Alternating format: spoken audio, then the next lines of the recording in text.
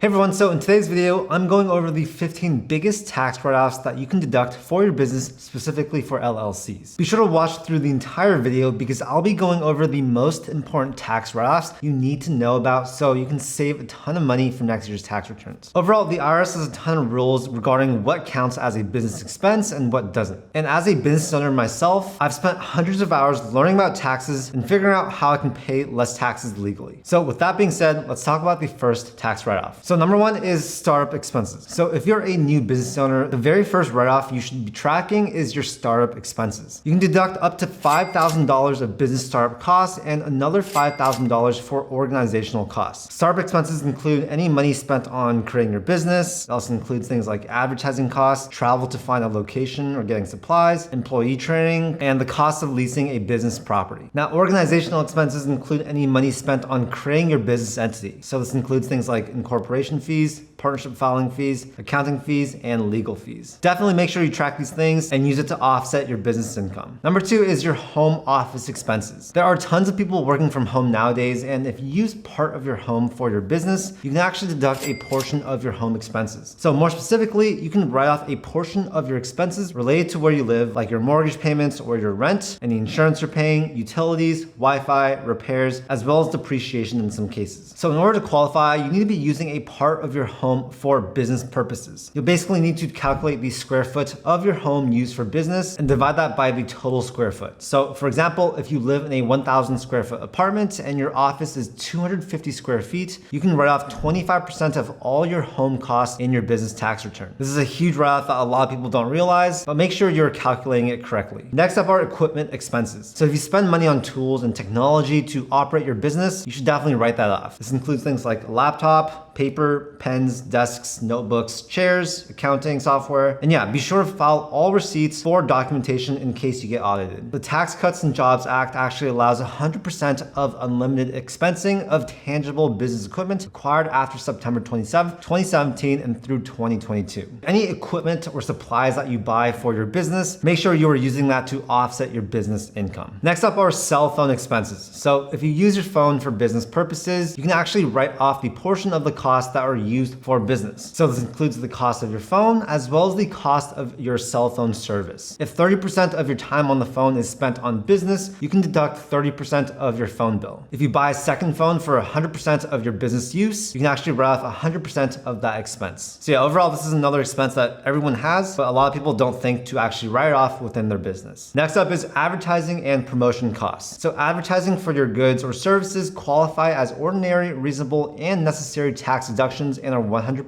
deductible. So this can be things like your website costs, business cards, Google Ads, social media advertising, marketing software expenses, sponsors, and a lot more. You have to be able to provide evidence that the advertising and promotional costs are for the benefit of your business. For many types of businesses, this can be a significant portion of the revenue. And that's why it's so important to know that yes, you can write off any of these costs. Next up are car expenses. So when you use your car for business, you can write off the percentage of the car's cost that's used for business purposes. There's two different ways to deduct, either through the standard deduction or through the actual cost method. So the standard mileage rates are 58.5 cents per mile in 2022. This means that if you drove 1,000 miles that year for business, you get 58,500 cents, which means you can deduct $585. If you go the actual mileage route, that's when you basically calculate the percent of driving that you did for business and then deduct that much from the total cost of operating your car. So if you spent $3,000 on operating your car and you use your car for business 90% of the time, then your deduction would be $2,700. Make sure you keep track of your business mileage as well as any receipts for things like oil changes, gas, and tire changes. And yes, even your car can be a write-off. There are so many different things you guys can do. And something that I just did personally was I bought an SUV that was over $6,000 gross vehicle weight rating. And that allows you to take advantage of bonus depreciation and Section 179, allowing you to write off the entire cost of the car within the first year. Talk to your accountant about this as it can be a little bit more complicated, but just know that cars and transportation, definitely a big write-off for a lot of companies. Next up are education expenses. So if you're paying for things like courses and seminars that improve your education and skills in your business, you can definitely write that off. Any education expense can be written off as long as it's related to your business, trade, or occupation. So yeah, if you're investing in any programs or mentoring or even attending masterminds, then this can definitely be a big tax write-off. Next up is business loan interest. So if you use business credit to finance business operations, situations, the interest on the credit is fully tax deductible. The same applies if you take out a personal loan and use the money for your business. Now, I'll say that the loan itself isn't deductible, only the interest on the loan. However, if your business profit is more than $25 million,